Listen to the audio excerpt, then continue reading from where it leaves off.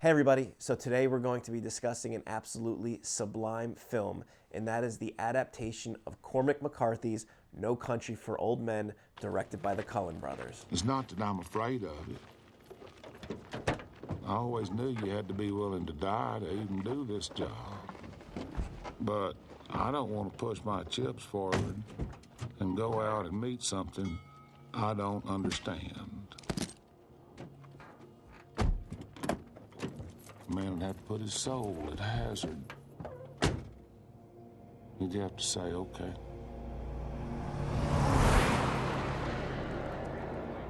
I'll be part of this world. I remember specifically seeing this movie in theaters by myself. I'm not sure where. I'm not sure if it was right when it came out or a couple weeks after it came out. But I remember being absolutely enthralled with this story.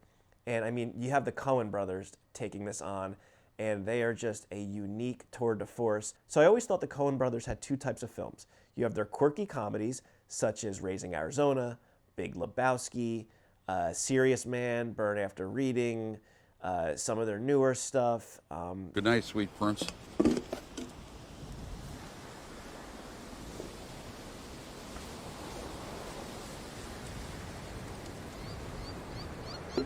And you also have their darker crime thrillers, such as Fargo, No Country for Old Men, Miller's Crossing, Blood Simple.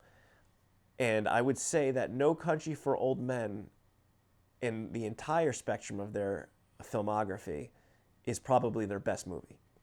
It's so tonally perfect when it comes to the beats it hits for comedy, the beats it hits for action, the beats it hits for drama, the beats it hits for darkness. It's just, there's nothing wrong I can say about this movie. It's practically perfect to me.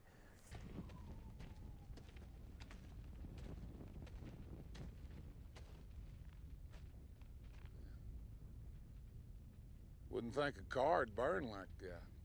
Yes, sir. We should have brought weenies. So the film opens and you have these beautiful desert scape shots, tripod static shots, really no motion from the sun rising to the sun now being up. And you have Ed Tom Bell's voice, played by Tommy Lee Jones, wonderfully I might add, but we'll get into that, telling this story about this girl and this crime that happened.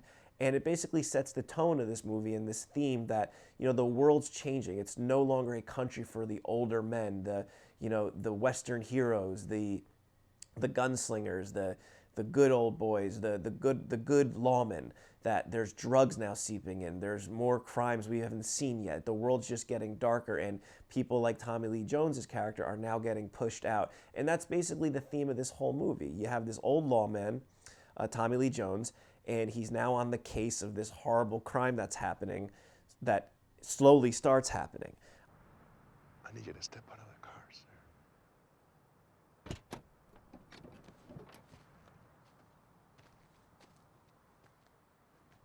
What is that for?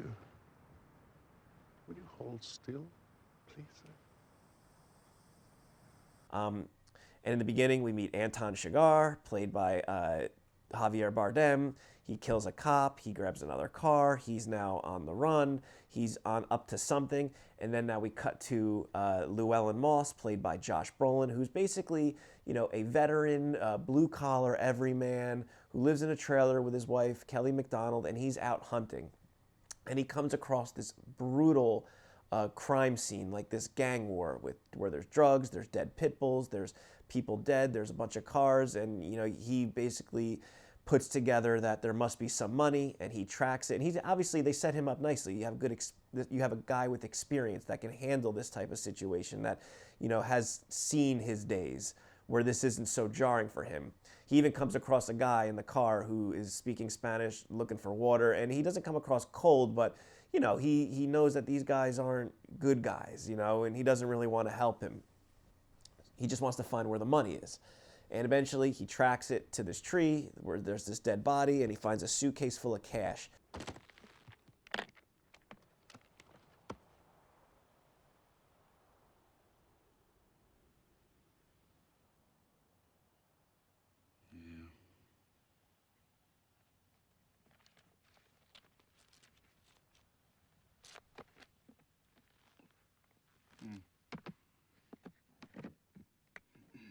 And he instantly decides in that moment that, you know, he's going to take this money, and he brings it home, hides it under his trailer. He's all excited. And at night, after talking to his wife with some nice banter, he gets some guilt and decides to go back and bring water to the man who was dying in the car, who had asked for l'aqua, which was a terrible mistake. But it kind of fits the character. I mean, when I watch this, I'm like, why would you do that? Why are you going back? But I guess in the real world, certain people, I guess, if I was in that situation, I probably wouldn't be sleeping at night knowing I denied that guy water who was dying. So in real world, the vein of the real world, this character, Llewellyn Moss, decides to go back. And obviously it was bad timing. He is looking for the guy, doesn't find him. And this truck pulls up, flattens his tires, and comes down to try and kill him.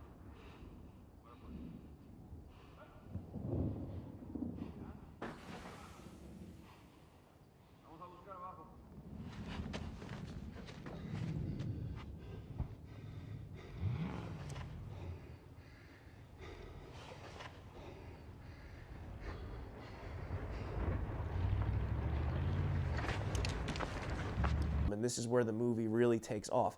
He runs away in this awesome sequence. You have the lightning on the clouds. You have the headlights of the car chasing him. You have these guys shooting him.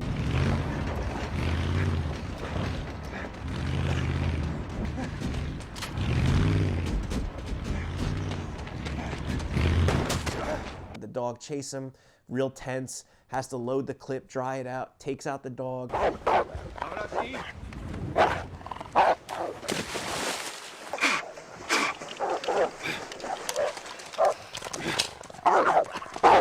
And now he has to find his way back to his trailer. But now he knows that these people know who he is. They have his car, and he has to basically get the money, which he still is, you know, I'm keeping this money. Whatever happens, I'm going to fight through this. He sends his wife away and decides to go off on the run to get away from these people till things cool off.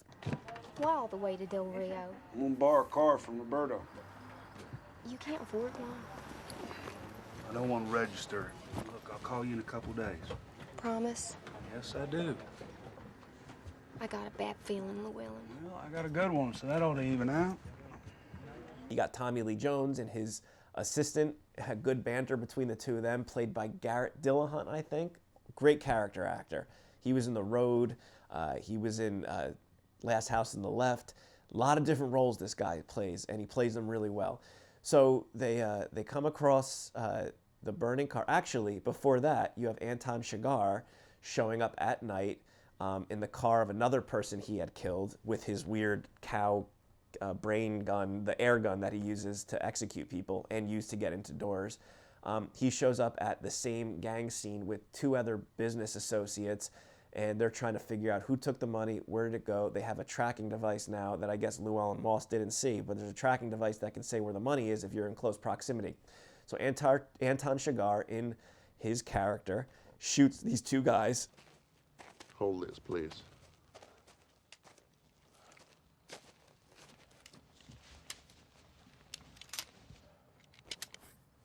Want it? You getting anything on this? Not a bleep. All right. Give me that.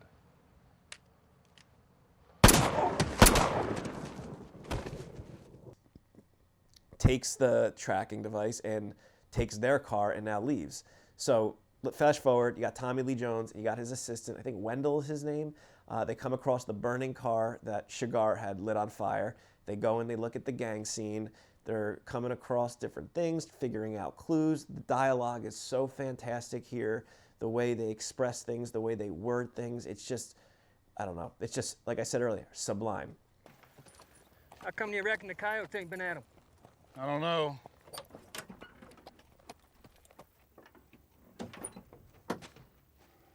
Supposedly, a coyote won't eat a Mexican. These boys appear to be managerial. I think we're looking at more than one fracas. Execution here, Wild West over there. That Mexican brown dope. Oh, these boys is all swole up. So Tommy Lee Jones recognizes Llewellyn Moss's truck. They figure that, man, there must have been a bad shooting here, bad gangs. something happened. There must have been money, and Llewellyn Moss must have taken that money. So now they go to find Llewellyn Moss's house. But prior to that, Anton Chigurh had gotten there. Weird scene. He uses the air gun to blow the lock through the door, sits down, has a glass of milk, watches himself in the TV, the silhouette.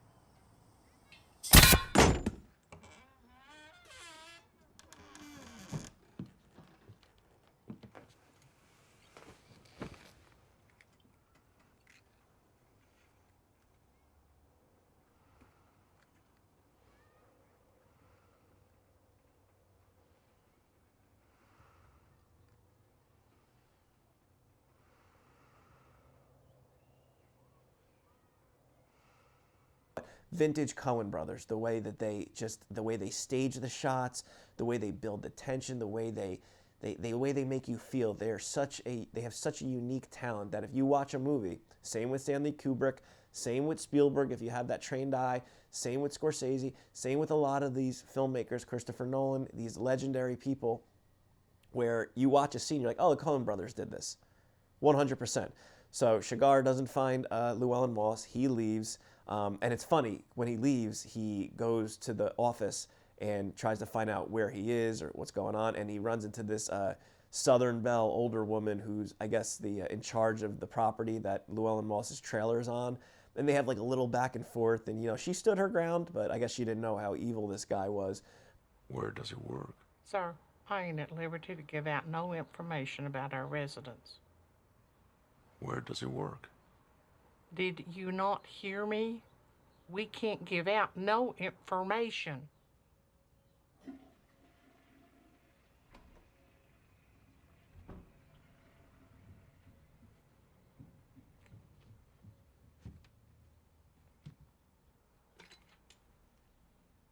Good little moment. So he winds up leaving. Sheriff Ed, Tommy Lee Jones, Wendell show up in the house, and their dynamic's funny. You have this old timer who's not as quick to draw the gun, and you have Wendell who's playing detective, and I like their chemistry here. You going in? Gun out and up. What about yours? I'm hiding behind you. So they come in, they're trying to figure out what's going on. They see that the milk's still sweating. Tommy Lee Jones sits down, has a drink, sees himself in the TV as well. So again, you have these motifs, these symbolic shots, these juxtapositions between the sheriff and Chigurh starting to brew in this film. This boy Moss, has got any notion of the sorts of sons of bitches that are hunting him? I don't know, he ought to. He's seen the same things I've seen, and it certainly made an impression on me. Here we go. You got Llewellyn Moss, says goodbye to his wife. He goes and finds this hotel. He finds a room. He hides the money. You have Chigurh showing up later. You have these other Mexicans, these other gangbangers that are after him. And you have this just trifecta of crime in this cat and mouse game that's setting up now. You have Llewellyn Moss, who's desperately trying to keep onto this money, but things keep getting worse and worse for him. At the hotel, he is basically Chigurh's driving around, the tracking device, which, let's not mention, Llewellyn Moss is not aware of the tracking device right now, so that builds a lot of tension as it is embedded deep in the money, which he discovers later. Anton Chigurh shows up, realizes that Llewellyn Moss is in one of these rooms, so he basically decides that he's going to, I guess, break in and kill him, but you also have this other gang that's in a room there as well.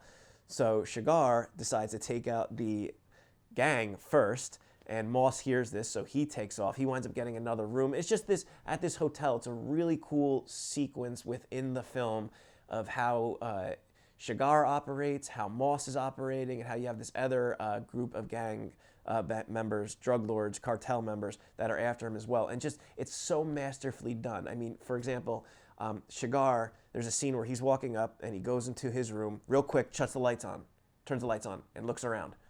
And you're like, well, why is he doing this? He's basically training himself to see the layout of the room, where people are, so when he breaks into the room where the cartel members are, he knows exactly how it's laid out so he could take them out, and he does that.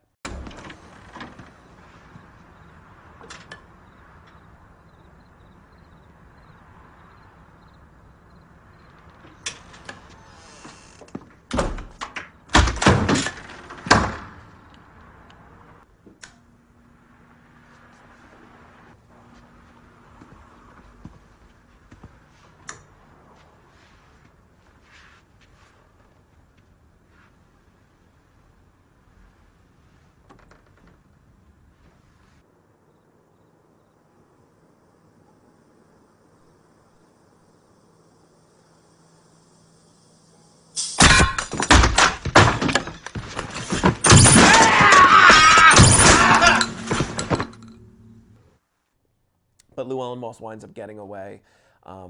Later on, he finds another hotel. He goes in there, and you have another crazy sequence when he realizes, like, how is this guy finding me? He finds the tracking device in the suitcase. By that time, it's too late. Shigar shows up, and they have this amazing shootout throughout the hotel and out in the street.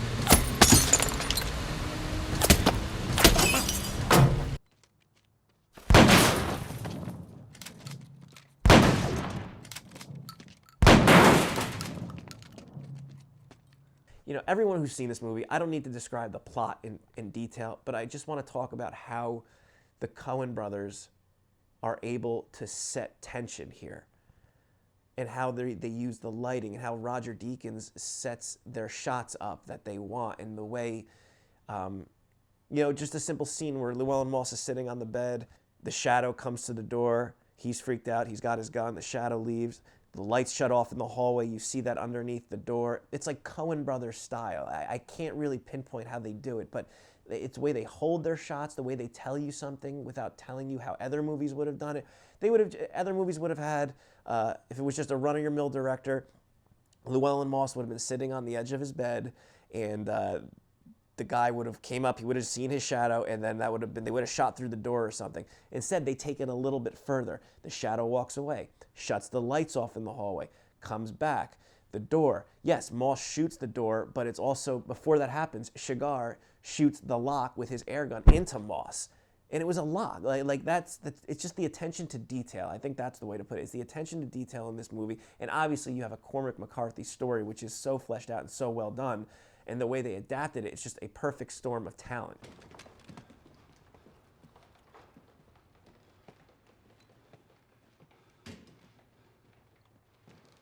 So Moss winds up getting hurt, he gets shot, his situation becomes more and more desperate as he finds his way eventually across the Mexican border.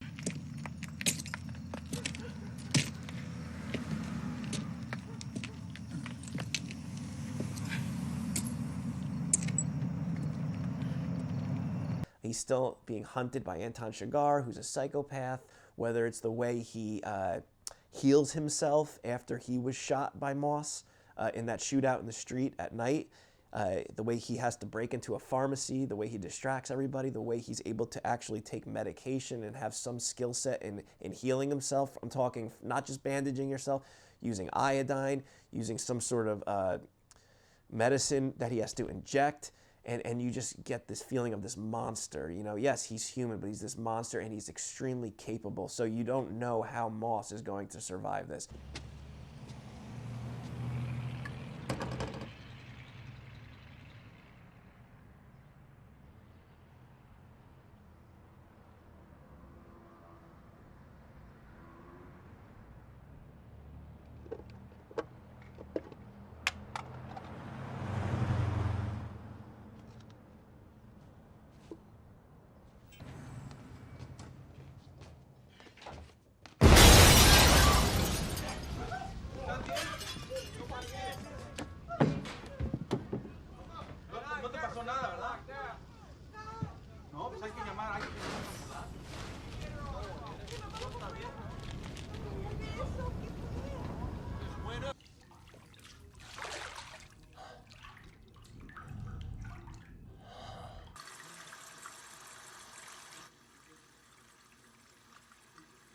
And that's why Tommy Lee Jones' character, Ed, is trying to get to Moss because he knows there's no way out for him. And eventually Tommy Lee Jones gets in touch with Moss's wife and tells her, like, you know, can you get in touch with him? This isn't good. This isn't going to end well for him. But, you know, it's the 80s, so there aren't cell phones, and it's hard to really contact people as quickly as you would like. There's also a ton of iconic side characters in this movie. You have the sheriff, or the border patrol guy, who has a nice little banter back and forth between Moss. Who do you think gets through this gate in the United States of America? I don't know, American citizens? Some American citizens. Who do you think decides? You do, I reckon. That is correct. You have the clothing store shopkeeper. You have a more prominent character, Woody Harrelson, who is trying to find the money as well, but he also knows how much of a monster Shigar is. You have, like I said, Kelly McDonald, who's not more of a side character. She's a pretty prominent character. You have Sheriff Wife, who's an interesting character, who, you know, you only see her for a little bit, but you can tell she's strong and she's grounded in this reality, in this world. It's the Coen brothers' attention to detail, even when it's a character that really isn't as important to the plot. Everything feels grounded. Everything feels part of this world and makes sense, and it's gritty.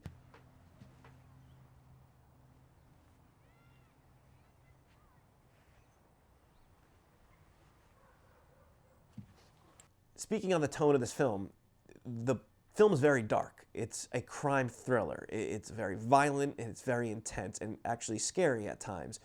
But in Coen brothers fashion, they are able to inject moments of levity that are little sparks in the darkness, that are funny. They make you smile, but they also don't take you out of it. For example, when Josh Brolin, as we are now, he's in Mexico, and he wakes up and he's got this terrible wound, and there's a bunch of Mexican musicians playing music for him because they think he's a homeless guy, and they're singing, they're happy, and then he turns over the jacket and he's got blood everywhere, and they're like, oh.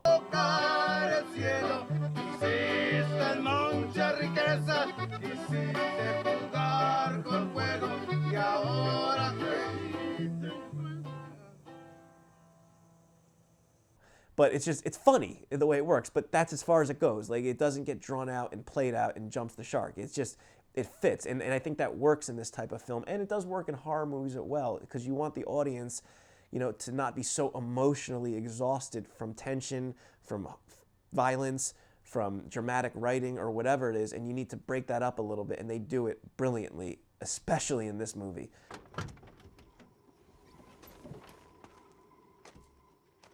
Mind riding, bitch? So eventually, Josh Brolin, Llewellyn Moss, meets Woody Harrelson. He doesn't tell him where the money is because he had thrown it over a overpass to hide in the grass so he can get it later. Maybe he's the one who needs to be worried about me. He isn't. Yeah, you're not cut out for this. But, you know, Woody Harrelson basically tells him, like, this guy's after you. You're not gonna get anything. You know, he's a force of nature. He's a monster. He even kills the guy who hired him to find the money. You know, so there's nobody on the dark side of this film, the cartel members, the higher up suits, the lower level soldiers, the bad people that are a match for Anton Chigurh. He is the big baddie in this movie. He's in control. He's going to do what he wants to do, as he's a psychopath. I mean, the coin flipping, his weird mannerisms, his haircut, everything he does is powerful and intense, and it goes to show you that this man, this person, this is a force of nature you're dealing with. So it just feels, as you're at this point in the movie where Llewellyn Moss is in Mexico in the hospital bed, that his time's running out. Like, there's only so much he can do, you know? Call me when you've had enough. I can even let you keep a little of the money. If I was into cutting deals, why wouldn't I just deal with this guy, Sugar? Oh, no, you don't understand. You can't make a deal with him.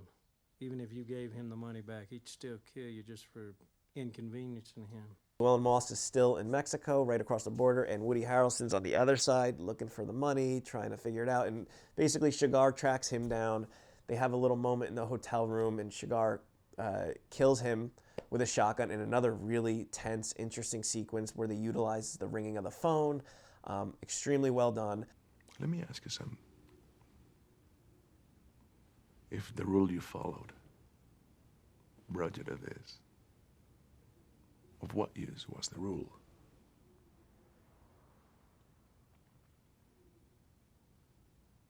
Do you have any idea how crazy you are? So now, Llewellyn Moss calls Woody Harrelson's number, which he gives him if he needs help. He winds up calling him, but at that point it's too late. He's dead. Chigurh answers, and they have a little bit of back and forth on the phone, and this kind of reinvigorates Llewellyn Moss's character to, oh, I'm going to fight this guy, you know, blah, blah, blah, which at the end of the day isn't going to work out for him. So flash forward, basically Llewellyn Moss is back in the United States, and he's at another hotel, and he sees this girl, and this girl says to him, like, you want a good time, blah, blah, blah. They have some beers, and basically he dies off screen when Tommy Lee Jones is pulling up, I guess, to the hotel. A bunch of cartel members are running away, and you hear the guns fired. He runs up. He's like, ah, damn, there's Llewellyn Moss, and he's dead.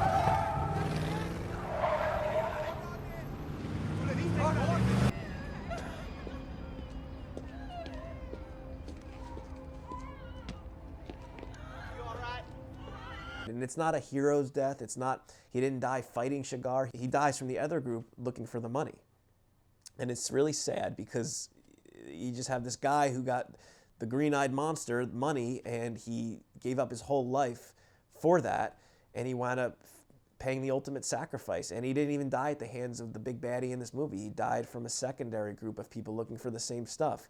So Tommy Lee Jones has this look on his face like it's too late, and there's Llewellyn Moss just lying in the doorway dead. Very, it didn't really subvert my expectations because the film is really grounded in reality. You know, if they had set him up as this superhuman who's taking everybody out, and he's this really good guy that you care about, you'd be like, oh, that's how he dies.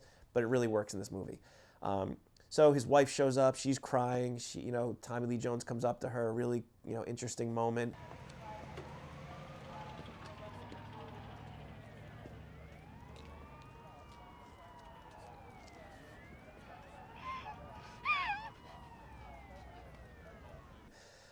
And that's basically end of Llewellyn Moss. And here we come to one of my favorite scenes. So you have later in that night, Tommy Lee Jones decides to go back to the scene of the crime where Llewellyn Moss died. And he goes in there, and Anton Chigurh's in the room, but he's hiding. Now, I may be completely wrong at this interpretation. I may be completely off base, but the way I took it is when Tommy Lee Jones opens that door, you see a silhouette of him, and it's amplified on the wall or whatever, and it looks like the classic gunslinger archetype.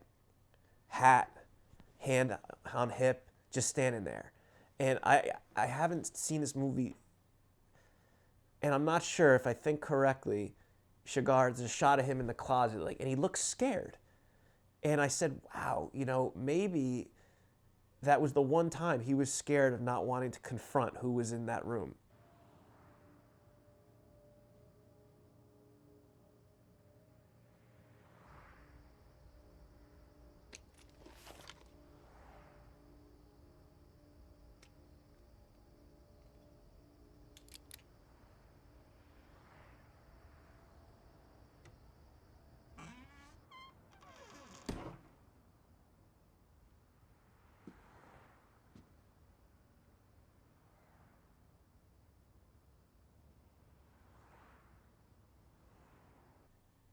I may be completely wrong. It may just be, he's waiting for Tommy Lee Jones to leave so he can get out of there. So this is also where Ed Tom sits down and notices the vent has been opened with a coin on the screws, Llewellyn's classic trick, so now we can assume that Anton has taken the money.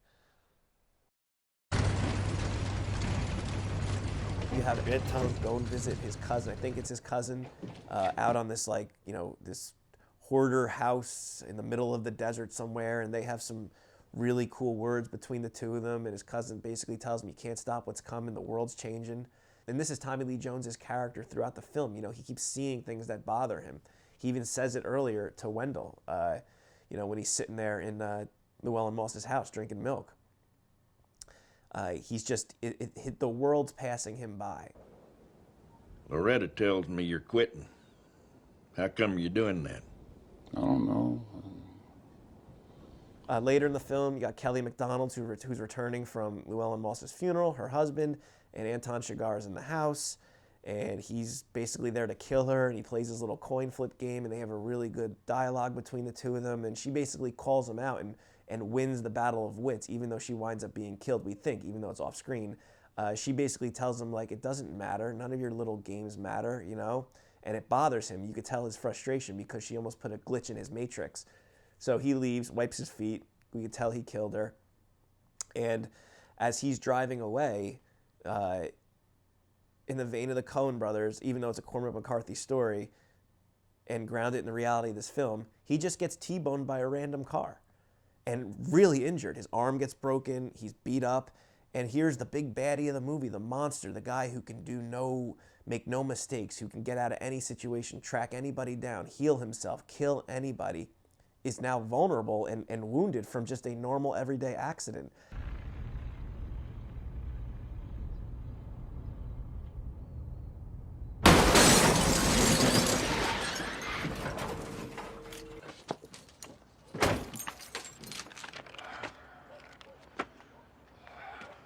And he's limping around, he sees these two kids, he gives them money, and he almost forces them to take the money because of his weird principles, and they give him his shirt, he ties his shirt up, and he just kind of walks away. But at that point in the film, we're learning that, you know, he is human and he can be injured, and that's just the world they're in, you know? This guy, you know, karma catches up to you, or mistakes catch up to you. Mister, you got a bone sticking out of your arm. All right, let me just sit here a minute. There's an ambulance coming. Man over yonder went to call. So he tells the kids, you know, you didn't see me, and he just wanders off. But that kind of weakened his character, even though we never see him again. That was a really good moment and ending for his arc as a villain, where we learn he's just human after all and can get in a car accident just like anybody else. You didn't see me. I was already gone. Yes, sir.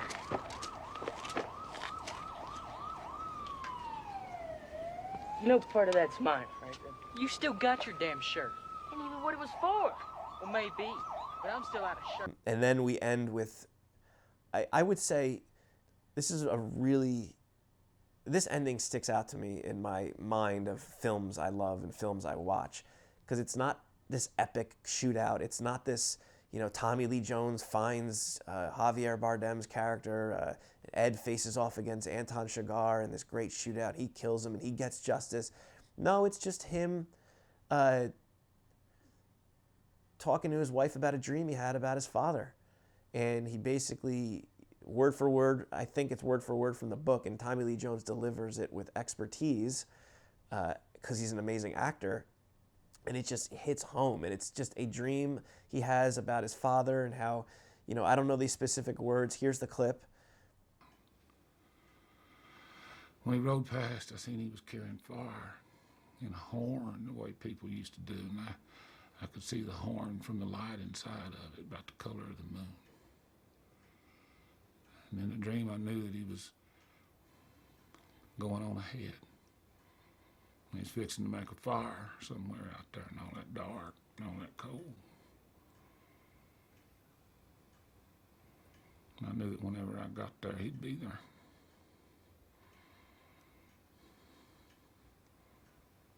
Then I woke up.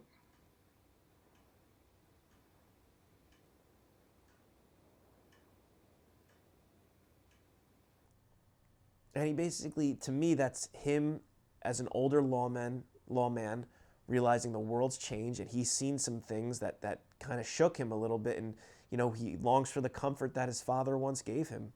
And the movie ends. You know, awesome.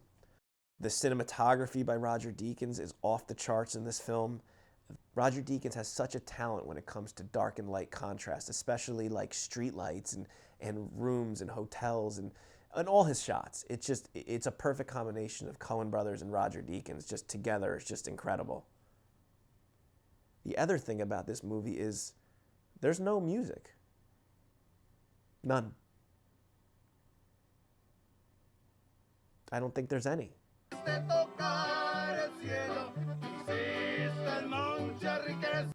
And you don't really think about it. And it's just everything in this film, whether it was the lack of score, the writing, the cinematography, the directing, the acting, the costume design, were just all in sync. And it all worked. Because if you're going to take the risk of not putting a music or a soundtrack or a score in your film, that's a big risk. You know, music and background music changes scenes drastically, but they had none of it. And I really think that contributed to the tension, the tone and just the quietness of this film. And yes, it's a violent film, it's a dark film, but these are one of those movies that you could just put on to fall asleep to, not because it's boring, because it's oddly relaxing. And I'm not sure why. I think it just is what it is. You know, Tommy Lee Jones's character, you really like this guy, you root for this guy. You would say he's probably one of the more pure characters in the movie. You know, even though Josh Brolin is more of the protagonist, you know, he still has faults. Like, you know, you're stealing money, you're running around, shooting guns, you know, there's a fault there. But not Tommy Lee Jones. This is an old Western sheriff that just is trying to do right by his community. But as the film says, the world's changing. He can't stop what's coming. It's no longer country for old men. My God, Wendell, it's just all-out war. I can't think of any other word for it. Who are these people? Kelly MacDonald's fantastic in this as Llewellyn Moss's wife. She's vulnerable. She loves her husband, but you could tell he has more of a say in things. He's going to do what he's going to do, but there's a quiet love from her. Josh Brolin's incredible as the everyman, Llewellyn Moss. He's believable. He's gritty. His accent, the way that they all felt, it literally felt like we went back to the 80s in Texas. I had a cinematic camera and I shot shots of real things happening. That's how grounded and realistic and gritty this movie is. I always consider this movie the Fargo of the South. You know, the two movies are quite similar in the sense it's about crime, it's about money, but you have one that's in the north in the snow, and then you have this one that's in the south in the desert.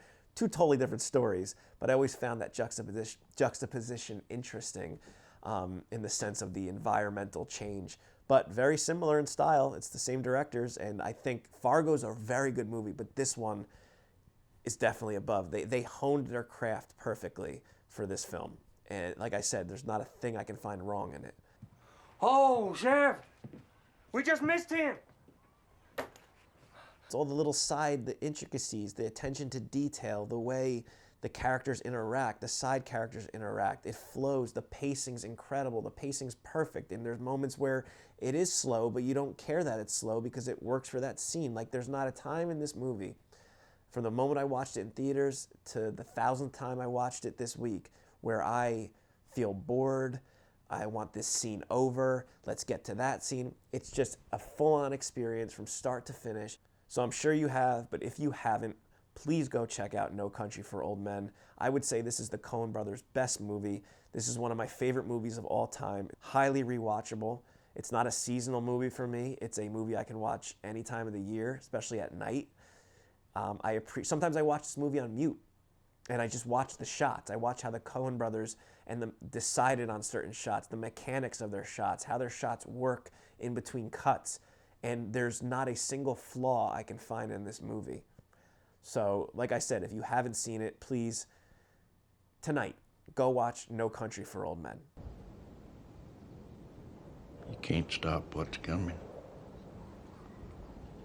It ain't all waiting on you.